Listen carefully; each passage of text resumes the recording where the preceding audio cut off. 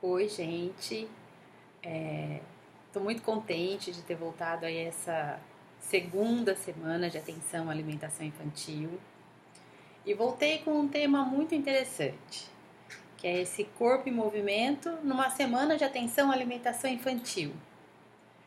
Isso é muito rico, né? É uma oportunidade muito rica falar desse corpo em movimento nessa semana de alimentação. Por quê? Porque eu vim parar nessa conversa por causa de um outro olhar sobre um outro aspecto da infância, que é o brincar. E assim, a alimentação infantil, ela é composta, sim, inevitavelmente, da descoberta do mundo dos alimentos, e o corpo biológico dessa criança precisa dos nutrientes, dos micros e dos macronutrientes, para biologicamente o seu corpo responder à vida que demanda, à vida que ela chegou, né? E isso é óbvio, essa parte é óbvia. Agora, quem que nunca passou por uma experiência de ter uma criança, essa criança estar brincando numa coisa muito deliciosa, que ela gosta muito, e o adulto a interrompe porque chegou a hora da alimentação? Em grande parte dos casos, as crianças dizem: "Ah, não, agora não, espera mais um pouco", né? Essa é a maior prova que esse brincar é a alimentação de um outro aspecto dessa infância, é da alma dessa infância. E eu sempre entendi a alimentação e o brincar como assuntos complementares. Por quê? Um sustenta o corpo biológico e o outro dá sentido para esse corpo. A criança, nós adquirimos o sentido no mundo, nós aprendemos no mundo com o nosso primeiro instrumento, único, definitivo que todo ser humano tem, que é o nosso próprio corpo. Então, o bebê, quando ele nasce, ele faz, se é de parto normal, ele faz um grande esforço junto com a mãe para chegar na vida. Ele chega na vida e, se a mãe tem a sorte de ter um parto humanizado, a mensagem de amor para esse bebê e de acolhimento para esse bebê é: nasceu, ele vem para o colo da mãe e lá ele se aquece, ele se aquieta, ele se acalma, ele entende a mensagem de que ele chegou no mundo e que ele é amado, que ele é recebido. Depois ele vai mamar. E o aleitamento materno vai ser a outra mensagem de amor, de afeto, de atenção exclusiva. E é assim que a gente inaugura a nossa vida no mundo. A gente inaugura a nossa vida no mundo com o corpo, porque não tem como. É o nosso espaço. Ele é o nosso espaço no mundo. O nosso corpo é o nosso espaço no mundo. É com ele que a gente escreve no mundo. É com ele que a gente lê o mundo. E isso na infância aparece muito explicitamente, com muita clareza, no brincar. Porque essa criança, quando ela está brincando, ela está explorando um universo que a inquieta, que ela faz questão de descobrir. E é muito bonito de ver, é muito bonito, né? Agora, qual é o desafio dessa conversa? A criança, ela chega num mundo cultural, ela não nasce sabendo brincar, ela aprende a brincar.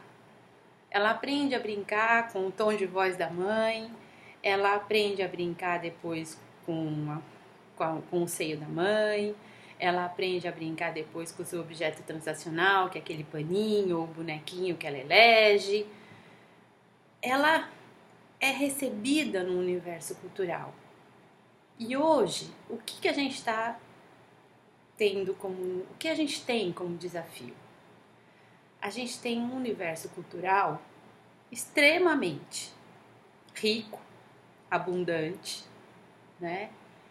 Extremamente sedentário, e aí todo mundo ou já passou, ou vai passar, ou está passando por uma situação consequência do sedentarismo.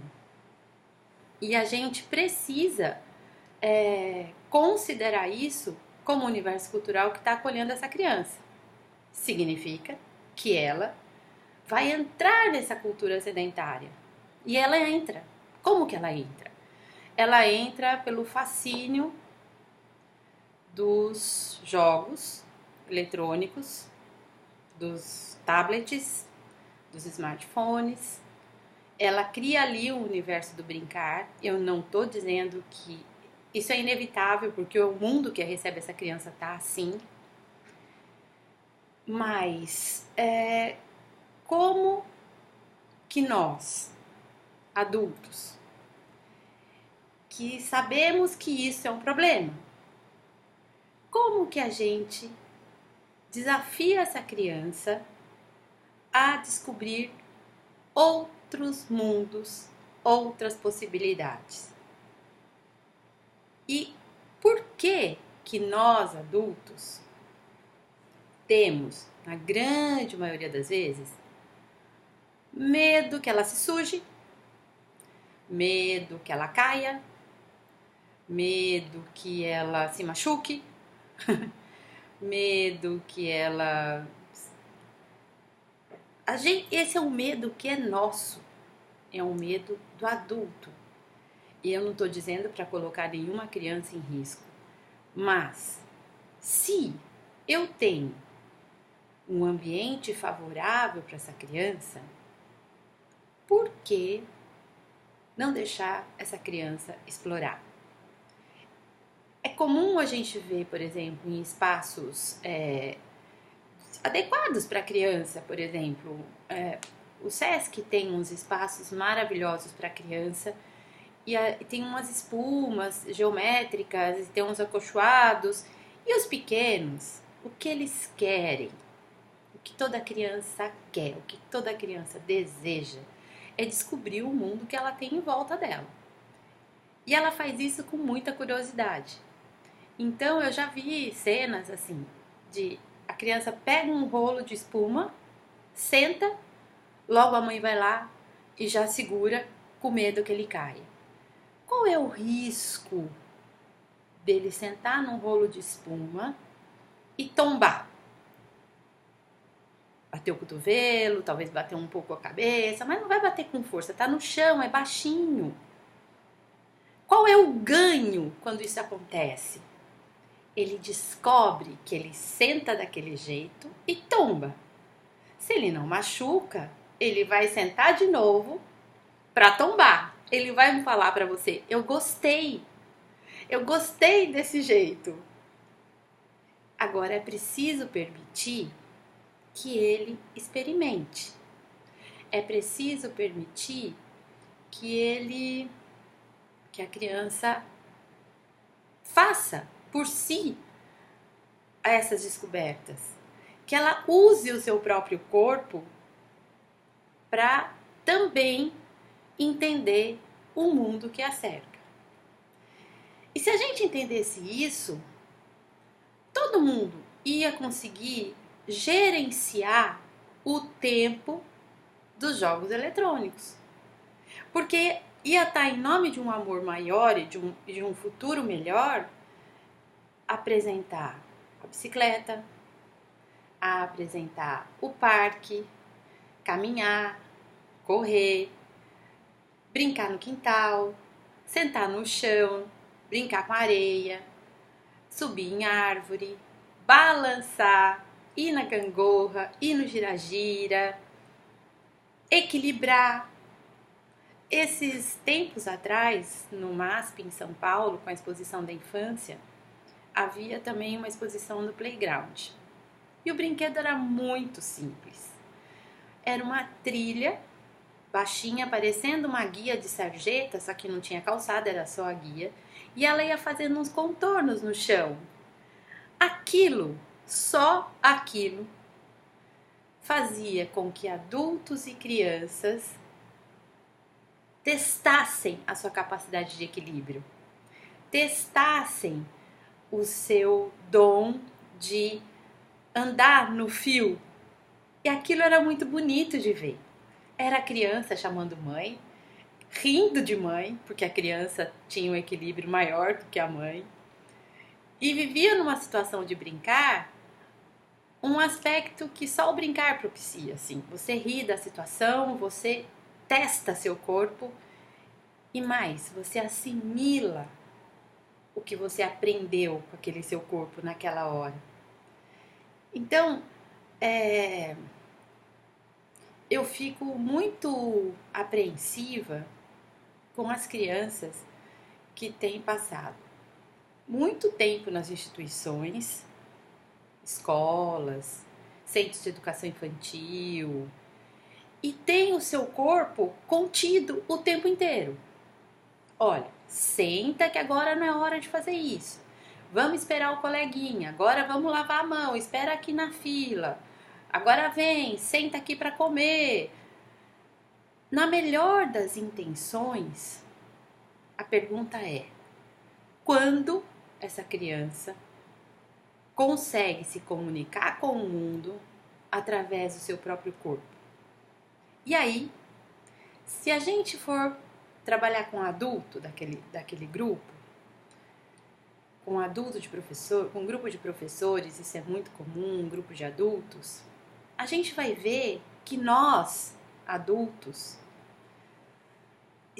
fomos vítimas de um modelo educacional que fez com que a gente esquecesse que temos esse resto do pescoço para baixo. Fez com que a gente priorizasse o raciocínio, a lógica, o conhecimento e usasse o restante como se fosse um resto para viver em função do que a gente pensa. E aí é muito interessante. Qualquer atividade motora que se faça com adultos, até ele achar a direita e a esquerda, custa um pouco. Até ele contar os passos, até ele adquirir um ritmo, até ele se movimentar em harmonia com esse corpo, é muito interessante de ver. Então, se a criança chega no mundo cultural que a recebe e esse adulto já está assim, a tendência que ela tem é também de ficar assim. E isso não pode acontecer, porque ela está no início da vida, ela está no começo das suas descobertas, ela está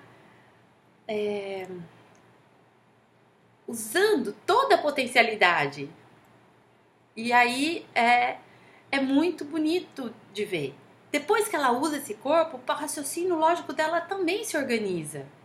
Né? Tem um teórico da educação infantil que eu gosto muito, muita gente gosta, que é o Vallon. Ele fala, né? À medida que os gestos se organizam, o pensamento, a linguagem também. Né? Se eu não organizo o meu gesto, é porque eu também não estou organizado no meu pensamento. Eu também não estou organizado. Se eu não tenho o meu corpo, propriedade do meu corpo, do meu gesto, do que eu descubro, como é que eu tenho propriedade do meu pensar, do meu falar, do meu explicar, do meu aprender, do meu ensinar? Porque nós não temos mais nada nesse mundo a não ser o nosso corpo. E é tão bom poder não esquecer disso e aproveitar sempre as oportunidades que a gente tem para fazer esse corpo viver e se descobrir, né? E assim, Agora também tem um trabalho interessante, que são o trabalho que vai colocando muito a criança em contato com a natureza. A natureza tem uma sabedoria que é incrível. Se a gente, essa experiência é muito recente, e eu posso falar, num grupo nas férias, crianças que ficaram de férias em um quintal. Nesse quintal tinha balanço, trepa-trepa, tranque de areia, pula-pula, que é cama elástica, e uma árvore. O fascínio das crianças com a árvore era maravilhoso de ver. A conquista de cada galho mais alto era uma conversa que a criança tinha com o seu corpo, com o desafio em questão, com o seu medo e com a sua coragem. Isso acontecia simultaneamente, só no fato dela subir a árvore. E aí, o que eu achei lindo nesse processo? Que as crianças que se apropriavam da árvore se desafiavam e subiam a árvore. Os pequenos, que não tinham corpo para subir naquela árvore, olhavam e iam fazer outra coisa. Ou andar de triciclo, ou ir no pula-pula, ou ir pro tanque de areia. Eu não precisava dizer para nenhuma criança pequena que a árvore não dava para ela. É como se ela tivesse uma comunicação direta com os elementos naturais, e nessa comunicação direta entre a natureza do meu corpo e a natureza da árvore, eu sei que não dá ainda para mim. Era lindo de ver. Foi muito lindo de ver essa experiência, de viver essa experiência e de ver a criança nesse movimento. Então, o que eu proponho? Eu proponho que a gente seja um universo cultural. Que tá, somos eletrônicos, temos os tablets, temos os games, mas também temos um corpo. E esse corpo vibra quando pula a corda e ganha. Esse corpo vibra quando consegue pôr uma pipa no ar. Esse corpo vibra quando conquista o equilíbrio da bicicleta. Esse corpo vibra com o frio da barriga no balanço. Esse corpo vibra com a força do braço que sobe no trepa-trepa. Com o cair sentado no pula-pula e levantar. Com dar cambalhota. Com o correr. Então, essa mensagem e essa apropriação corporal, ela é fundamental para a infância. Assim como ter uma boa alimentação para poder usufruir desse corpo. E aí eu vou chegando ao fim da minha fala, pedindo, né, que todo mundo preste atenção no corpo que é o seu, para poder também receber a criança que está sob o seu cuidado.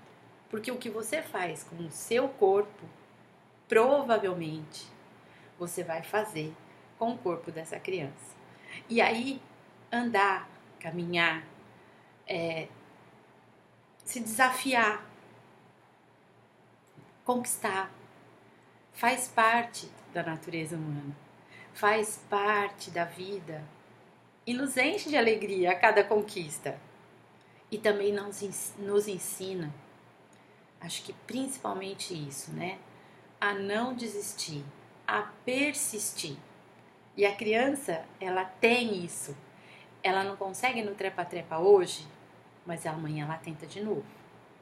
Se ela jogou queima hoje e ela não ganhou, ela vai querer uma nova partida para tentar ganhar. E ali ela corre, ali ela pega a bola, ali ela presta atenção nos amigos.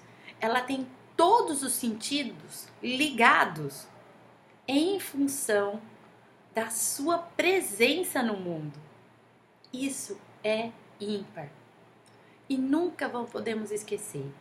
É com o mundo que a gente aprende, é com o corpo que a gente está no mundo, que é a nossa capacidade de aprender, de escrever o que a gente sabe e principalmente se cuidar. Porque à medida que eu reconheço que o meu corpo me serve, que o meu corpo me dá alegria, que o meu corpo precisa se manter para eu poder continuar brincando, provavelmente eu desenvolvo um conceito de cuidado comigo mesma, que também faz parte da vida, né? E a criança também. Então, olha, você caiu aí, você não vai de novo. Se você for, você pode machucar, você vai chorar. Ou caiu, né? Outro dia caiu.